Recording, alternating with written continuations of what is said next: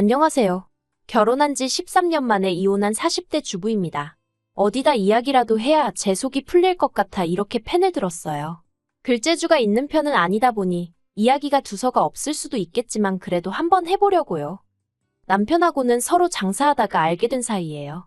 저는 당시 시장에서 분식집을 했고 남편은 신발 가게를 했어요.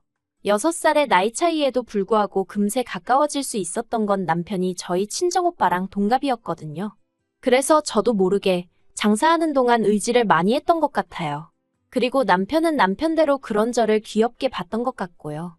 그래서 사귀자 어쩌자 말은 정확히 오가지 않았지만 점점 연인 사이처럼 발전이 되어가지고 그렇게 알고 지낸 지 4년 만에 부부의 연을 맺게 되었습니다.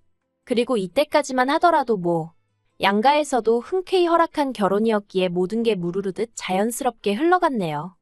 그런데 결혼한 지 1년 만에 제가 임신을 했고 남편과 상의 끝에 제가 하던 분식집을 닫게 되었습니다. 제가 입덧이 너무 심하기도 했고 그렇다고 아르바이트생을 쓰자니 그건 그거대로 상황이 여의치가 않았거든요. 그리고 이후로 한 3년 동안은 전업주부로 살았는데 솔직히 마음이 편하진 않았습니다. 갑자기 전업주부가 되면서 남편이 주는 생활비로 살게 되었는데 막상 남편이 벌어오는 돈을 보니까 제 생각만큼 잘 되는 건 아니더라고요. 남편 장사하는 스타일이 앞에서 남기고 뒤에서 미치는 식이라는 걸 결혼하고 나서야 알았어요. 아무튼 그래서 어쩔 수 없이 남편이 주는 생활비가 너무 적을 때는 친정어머니한테 손을 벌리기도 했었네요. 물론 저라고 처음부터 철딱서니 없이 바로 친정어머니한테 도와달라 했던 건 절대 아닙니다. 당연히 처음엔 남편에게 더 달라고 했었죠. 하지만 돌아오는 대답은 장사가 안 돼서 없다고 하거나 마치 제가 돈을 헤프게 써서 부족한 것 아니냐는 식이었으니 솔직히 나중에는 치사하고 더러워서 말도 꺼내기 싫더라고요. 그리고 그 무렵 온라인 쇼핑몰들이 우후죽순 생겨나면서 시장에서 신발 사시는 사람들이 현저히 줄어든 것도 문제였습니다. 그래서 제가 한 번은 남편더러 이참에 우리도 신발 가게를 접고 다른 장사를 해보는 게 어떻겠냐고 말을 꺼냈었는데 대번에 저더러 집에만 있으면서 뭘 한다고 까부냐는 식인 거예요. 솔직히 생각해보면 저도 남편이랑 결혼해서 애 낳고 살기 전에는 6년이나 장사를 하던 사람이었는데 말이에요. 아무튼 이후로 저도 애 키우고 살림하느라 정신이 없다 보니 남편이 고집까지 피우는 마당에 그걸로 실랑이 할 여력이 없었습니다. 그리고 이래저래 시간은 훌쩍 흘러 애가 어린이집에 다니기 시작했는데 거기서 여러 엄마들을 보고 있으니까 남편 하나만 바라보고 살다간 우리 애 해줄 것도 못 해주고 정말 큰일 나겠구나 싶더라고요. 하지만 제가 당장에 할 수 있는 일은 많이 없었고 그래서 고민 끝에 친정어머니한테 3천만 원을 빌려서 도시락 가게를 열었는데 그게 소위 대박이 났어요. 사실 분식집을 하기 전에는 오랫동안 반찬 가게에서 아르바이트를 했었어요. 저는 공부에는 영 소질이 없다 보니까 고등학교 때부터 이 아르바이트 저 아르바이트 많이 하기도 했었고 그러다 음식 쪽에서 좀 재미를 느꼈거든요. 그런데 제가 그렇다고 무슨 요리사가 되고 싶다 그런 건 아니었고 그냥 제가 한 음식을 사람들이 좋아하는 모습을 보는 게 좋았달까요? 그리고 솔직히 당시에는 제가 나이가 워낙 어렸다 보니까 식당에서 아르바이트를 하더라도 기껏해야 테이블이나 치우고 설거지나 하게 되지 제가 음식을 만들 기회는 전무했어요. 그런데 반찬 가게는 달랐습니다. 매일매일 거의 똑같은 메뉴이긴 했어도 제가 다 하는 건 아니었어도 주인 할머니랑 이모님들한테 배워가면서 직접 한다는 의미가 있었거든요. 지금 생각해보면 기껏해야 끓이고 버무리는 수준이었긴 하지만요. 그래도 그때 배운 게 밑거름이 되어서 도시락 가게 운영을 잘할 수 있었던 것 같아요. 남편은 제가 돈을 벌기 시작한 이후로 이제 너도 버니까 생활비는 반반씩 부담하자고 나왔습니다. 생활비뿐만 아니라 애 키우는데 들어가는 돈도 반반씩 내자고요. 지난 몇 년 동안 외벌이 하느라 힘들었고 그래서 시부모님도 제대로 못 챙긴 게 마음에 걸린다면서 말이에요. 뭐라고 꼭 집어 말하긴 어려웠지만 치사해서 알겠다 했습니다. 그리고 그때부터 정말 칼같이 150만 원씩 각출해서 썼어요. 양가 부모님께 들어가는 돈이나 경조사 비용도 네 지인이냐 내 지인이냐 따져가면서 했고 그렇게 따지기 애매한 사람이면 딱 절반씩 부담했지요. 친정어머니가 부부지간에 그렇게 정없이 사냐면서 혀를 차신 적이 한두 번이 아니지만 그래도 그때 이미 사랑해서 산다기보다는 애 때문에 산다는 생각이 더 강했던 것 같습니다. 그렇다고 이혼을 하기엔 왠지 엄두가 안 났고요. 그리고 한편으론 좋게 생각하는 성격 때문인지 차라리 이게 낫다 싶었던 적도 있어요. 그간 제가 어려울 때 친정에서 심적으로나 물질적으로나 여러 가지 도움을 받았기에 잘해드리고 싶은 마음이 컸는데 그동안 남편 눈치를 살피느라 막말로 사과 한 상자 사드리기 어려웠었거든요. 그리고 제가 한창 돈 버는 재미에 빠져있던 무렵 친정아버지께서 돌아가셨습니다. 워낙에 건강하셨기에 그렇게 허무하게 돌아가실지 몰랐는데 심장마비였어요. 친정아버지 코골이가 심해서 친정어머니랑 방을 따로 쓰고 계셨는데 그런 와중에 돌아가신 거지요. 친정어머니가 당신 탓이라며 얼마나 자책을 하시던지. 저나 친정오빠가 그렇게 생각지 마시라고 몇 번이나 말씀드려도 소용이 없었어요. 게다가 두 분이 사이가 좋으셨던 탓인지 친정어머니는 친정아버지의 장례가 끝난 이후에도 집에 들어가시기를 몹시 힘들어하시대요. 그래서 친정오빠가 2달 정도 모시고 살았는데 언니도 친정어머니도 서로 힘들고 불편해하더라고요. 그래서 친정어머니와 상의 끝에 살고 계시던 집을 정리하고 실버타운으로 가시게 되었습니다. 실버타운에 들어가는 보증금 4억은 아파트를 매매하고 나온 돈으로 됐고 훗날 친정어머니가 돌아가시면 그 보증금은 제가 받기로 했습니다. 생활비는 친정오빠랑 저랑 반반씩 부담하기로 했고요. 사실 어떻게 이야기를 해야 할까 싶었는데 친정오빠가 먼저 이런 건 확실히 해두는 게 좋다며 자기가 나서서 정리를 해줬어요. 그리고 여담이지만 친정오빠는 장가갈 때 친정어머니가 따로 집을 해주신 반면 제가 결혼할 때는 친정 형편이 여의치가 않아서 친정오빠만큼은 받지 못했거든요. 그래서 친정오빠가 저에게 늘 미안한 마음을 갖고 있었다는데 전 정말 몰랐답니다. 외에도 친정오빠와 많은 이야기를 주고받았지만 남편한테 따로 이야기를 하지는 않았어요.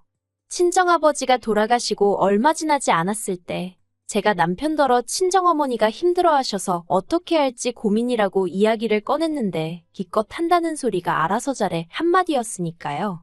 관심이라곤 정말 눈꼽만큼도 없는 사람한테 제가 뭐 한다고 시시콜콜한 이야기를 하고 싶었겠어요. 그래서 그냥 실버타운으로 모셨다고만 말하고 말았지요. 그리고 이후로도 남편은 말이라도 장모님 뵈러 한번 가보자 한 적이 없습니다. 저도 그런 남편한테 같이 가자고 한 적도 없고요. 한편 저희 시어머니는 신우와 함께 살고 계세요. 신우는 남편보다 4살이 많고 고등학교에 다니는 애도 있습니다. 남이 집 일이라 이러쿵저러쿵 말하기는 그렇지만 월세 전세 반전세를 전전하다가 시아버지가 돌아가신 이후로 혼자 되신 시어머니가 적적할까봐 걱정이네 어쩌네 하더니 은근슬쩍 들어가서 살더라고요. 그리고 대신이라고 해야 할지 이후로 생활비는 신우네가 낸다대요. 그런데 사실 어디 살든 세 식구가 살려면 생활비는 드니까 제가 보기에는 신우가 자기들이 시어머니 생활비를 댄다고 표현하는 건 좀 웃긴 것 같거든요. 월세를 내는 것도 아니니까요. 게다가 신우는 누가 물어보면 꼭 자기가 친정엄마를 모시고 산다는 식으로 이야기를 하는데 그것도 속사정을 다 아는 저 같은 사람이 들으면 웃을 일이지요. 아무튼 그런 상황이었는데 하루는 신우가 저랑 저희 남편이랑 있는 자리에서 저희 친정어머니가 계신 실버타운은 어떻냐며 이것저것 물어보더라고요.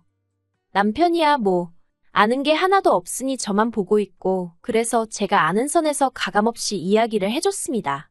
보증금이 얼마고 시설은 어떻고 그랬더니 아마 자기가 생각했던 거랑은 많이 차이가 있었나 봐요. 그렇게 비싼 곳에 계시냐면서 한숨을 푹푹 내쉬더니 일단 알겠다 하더라고요. 그리고 저는 그렇게 그 주제로는 이야기가 끝났다고 생각했어요. 그런데 그런 대화가 오가고 얼마 후 신우가 또 만나자며 연락을 해왔습니다. 시어머니한테 실버타운 이야기를 꺼냈더니 좋아하시더라면서 한번 방법을 찾아보자대요. 인터넷 찾아봐도 되고 한번 가보면 좋을 건데 왜 나한테 그러나 싶었지만 일단은 알겠다 했습니다. 정말이지 이때만 해도 그저 저한테 뭐 더 물어보고 싶은 게 있어서 그런가 보다 했지 그런 이야기를 꺼내줄은 생각도 못했다니까요. 신우가 말문을 열기를 자기는 시어머니를 실버타운에 보내드리고 싶답니다.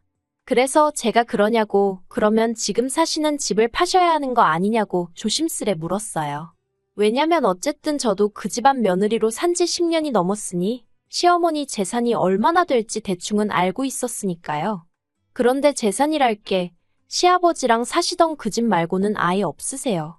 땅이고 뭐고 그런 것도 없으시고 연금도 받으시는 노령연금인가 그게 전부라고 들었거든요. 그래서 집을 파셔야 하겠다 하니 신우가 대번에 얼굴색을 바꾸면서 그런 건 자기가 알아서 할 거랍니다. 그러니 저도 뭐 딱히 할 말이 없어서 그러냐 했지요. 하지만 속으로는 집을 안 팔고 무슨 돈으로 실버타운에 보내드리고 싶다는 건가 싶대요. 그리고 그때 신우가 전혀 예상치 못한 소리를 하더라고요. 자기가 알아본 실버타운 보증금이 5억인가 그렇다며 그걸 저희 부부더러 반 정도 보태달라는 겁니다. 어이가 없어서 집을 팔아서 보증금을 하셔야지 갑자기 그걸 왜 저희한테 보태달라고 하시냐고 그건 어렵다고 딱 잘라서 이야기를 했어요. 그랬더니 저더러 친정어머니는 몇 년째 실버타운에 모시고 있으면서 어떻게 그런 식으로 이야기를 하냐대요. 그래서 제가 이 사람한테 못 들으셨냐고 친정어머니 실버타운에 들어가는 비용은 전부 다 제 주머니에서 나왔지. 남편한테서는 1원 한 푼 받은 게 없다고. 그러니까 시어머니를 실버타운에 보내드리든 어쩌든 그에 관해서는 남편과 따로 이야기하시라 했습니다. 저랑은 상관없는 이야기라고요. 그러자 신우가 남편더러 너는 입이 없냐 왜 말이 없냐 진짜냐 따발총처럼 쏘아대기 시작했고 남편은 남편대로 저를 쳐다보면서 너는 무슨 말을 그렇게 하냐고 정색을 하는 거예요. 그래서 남편더러 내가 없는 소리 한 것도 아닌데 뭘 화를 내느냐고 할 이야기 더 있으면 언니랑 나가서 하고 오라 했습니다. 그랬더니 두 남매가 저를 어이없다는 듯 쳐다보길래 저도 왜요? 한마디 하고는 안방으로 들어가서 문 닫고 음악 틀고 있었네요. 그리고 1시간쯤 지나서 거실로 나가니 신우는 그새 갔는지 안 보이고 그래서 평소랑 다름없이 저는 저녁 식사를 준비하기 시작했는데 남편이 저더러 진짜 그렇게밖에 말을 못하냐면서 너무하다는 겁니다. 내가 뭐가 너무하냐니까. 솔직히 제 가게 장사 잘 되는 것도 자기가 뻔히 아는데 그렇다고 제가 시어머니 용돈을 한번 제대로 챙겨드린 적이 있냐? 여행을 보내드려 본 적이 있냐? 한마디로 말도 안 되는 시비를 걸더라고요. 한창 도시락 가게 시작하고 자리 잡내만에 하고 있는 사람한테 이제 너도 돈 버니까 생활비 반반 내자 어쩌자 했던 사람이 누군지 잊었냐고. 그렇게 먼저 성 긋고 니 돈 내 돈 나눌 때는 언제고 이제 와서 나더러 너무하다니 당신이야말로 그러는 거 아니라고 저도 맞받아쳤어요. 저녁 준비고 뭐고 성질이 나서 애만 데리고 나와서 저녁 사 먹고 집에 들어갔습니다. 그랬더니 남편이 또다시 얘기 좀 하자더니 아까랑은 사뭇 다른 분위기로 나오더군요. 저더러 신우네 사정도 생각 좀 해달랍니다. 알고 보니까 신우랑 시매부가 시어머니네 들어가서 살기 시작한 이후로 부부 사이가 많이 안 좋아진 모양이더라고요. 그렇지만 그건 신우네 사정이고 막말로 그렇다고 제가 시어머니 실버타운 보증금 2억 5천을 줄 일은 아니잖아요. 하지만 어찌나 남편이 애걸복걸인지 그래서 제가 그럼 당신은 돈을 얼마나 모아뒀냐 물었습니다. 솔직히 말해서 남편이 하다못해 한 1억 5천은 있다고 하면 그래 실버타운 보증금이야 시어머니 돌아가시면 돌려받는 거니까 하고 제가 얼마라도 보탠다는 심정으로 해줄까도 싶었거든요. 미운하고 우나 남편 어머니고 제 자식 할머니니까요. 그런데 남편이 자기가 모아둔 돈이 어딨냐입니다. 그달 벌어서 생활비 대고 나머지는 사업에 재투자를 했느니 어쩌느니 하는데 제가 정말 하다못해 신발 가게가 1개에서 2개로 늘었다거나 무슨 공장을 차렸다거나 그랬으면 말을 안 했을 거예요. 그런데 그런 것도 아니면서 모아둔 돈도 없다 하니 정말 황당하더라니까요. 그래서 제가 모아둔 돈도 없으면서 지금 나더러 그 큰 돈을 해달라는 거냐고 말이 된다고 생각하냐고 그랬어요. 당신이야말로 우리 엄마한테 돈 10만 원 줘본 적 있냐고 그것도 아니면서 정말 사람이 뻔뻔하다고요. 그랬더니 남편이 한다는 소리가 저더러 며느리란 사람이 왜 이렇게 시어머니 일인데 계산적이냐면서 이런 식으로 하면 저랑 못 산답니다. 근데 그 소리를 들으니까 정말 순간 눈 돌아간다는 게 이런 거구나 싶대요.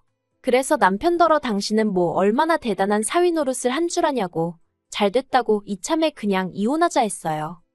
그리고 제가 그렇게 내지르고 나니까 그제서야 남편이 제 눈치를 살살 살피던데 너무 꼴도 보기 싫더라고요. 그런데 애 데리고 당장 갈 만한 친정이랄 곳도 없고 그렇다고 친정오빠네로 가자니 언니 보기도 남사스럽고 그래서 집에서 버티고 있으면서 이혼 진행했습니다. 남편이 이혼 못한다고 이런 걸로 무슨 이혼이냐며 하도 고집을 피워댔기에 결국 변호사 사서 소송하고 2번은 죽었다 깨나도 못할 만큼 지치고 힘든 시간이었지요. 하지만 그래도 결국 남남이 되었습니다.